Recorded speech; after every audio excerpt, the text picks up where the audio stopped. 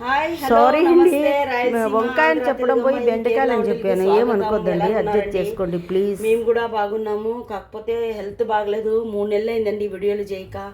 ఇంకా అలాగే కూర్చుంటే అస్సలు లైక్లు ఏం దొరకట్లేదు, వ్యూవర్స్ ఏం దొరకట్లేదు. అందుకని ఇంకా ఇది వీడియో చేద్దామని ఇప్పుడు చేస్తున్నానండి. ఏం లేదండి, నాకు కొలెస్ట్రాల్ ఎక్కువయ్యి ఫ్యాటీ లివర్ అయింది. అందువల్ల అస్సలు డైటింగ్ అది ఇది అని ఏం తినుకోకుండా అయ్యి మొత్తం హెల్త్ చాలా చెడిపోయి ఒక 7-8 కేజీలు వెయిట్ తగ్గిపోయానండి 3 నెలల్లో.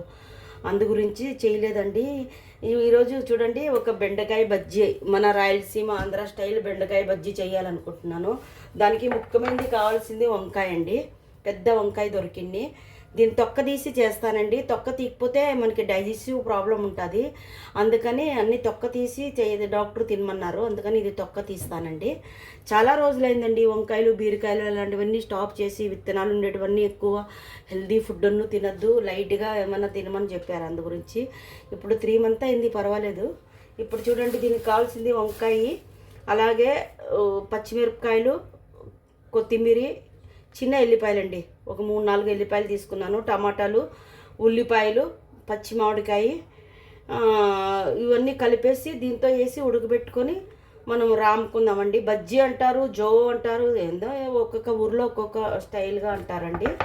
అలాగే దానికి తాలింపుకి కావలసింది ఎండుమిరపకాయలు, తర్వాత చిన్న ఉల్లిపాయలు ఎక్కువ వేసుకున్నానండి, బాగుంటుంది చిన్న ఉల్లిపాయలు.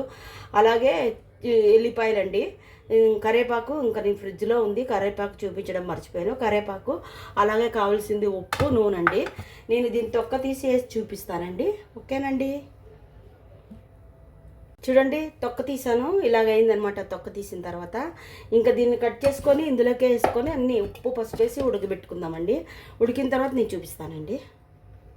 చూడండి, మొత్తం కోసి ఇందులో వేసుకున్నాను. మొత్తం అన్నీ కలిపేసి ఇంకా పసుపు ఉప్పు వేసి ఉడకబెట్టుకుందామండి. పసుపు, 1 స్పూన్ పసుపు అండి.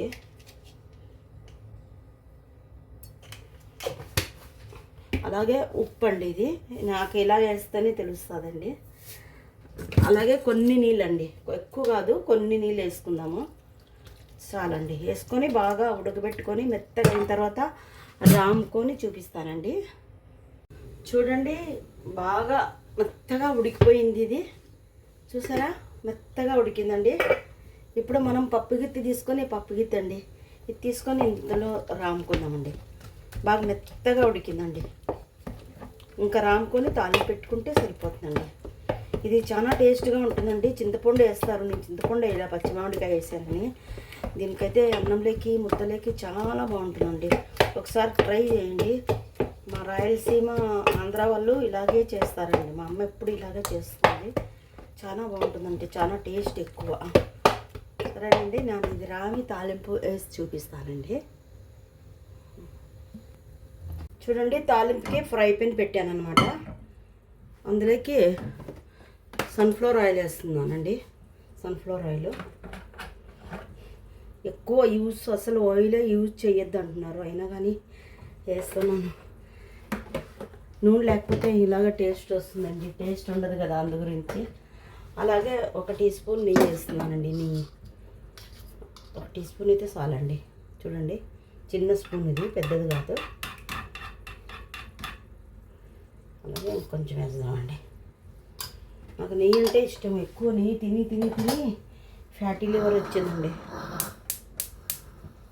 నెయ్యి అస్సలు తినొద్దని చెప్పారు.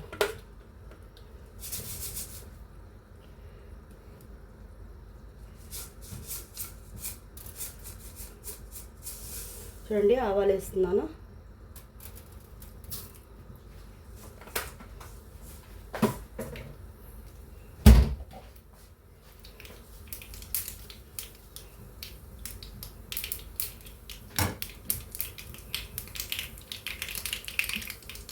ఉల్లిపాయలు, ఎల్లిపాయలు, ఎండుమిరపకాయలు, ఆవాలు వేసి ఫ్రై చేస్తున్నానండి. ఇది కొంచెం బ్రౌన్ కలర్ వచ్చిన తర్వాత కరివేపాకు వేసి దించుకుందామండి. ఆయనకి అయిపోయినట్టే. ఈ బజ్జీ గిజ్జీ మా ఆయన తిండు, అందుకని మా ఆయనకి ఇదండి రాజ్మా కర్రీ చేస్తున్నాను. ఇది రాజ్మా కర్రీ అన్నమాట. ఇది చూడండి, బాగా ఎర్రగా అయింది. ఇంకా ఇది ఇందులోకి మనం కరివేపాకు వేసుకుందామండి. ఇది ఫ్రై పెన్ చిన్నది అనమాట, ఇందులో అసలు జారిపోతుంది ఇందులోకి అయితే. చూస్తారండి, ఇంకా ఇందులోకి ఇది వేసుకొని దించుకోవడమేనండి.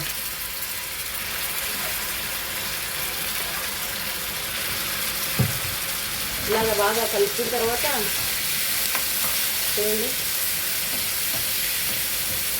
మనం ఇది ఇందులోకి ఇక్కడ పెట్టేసేసి ఇది ఇందులో వంపుకోవడమేనండి.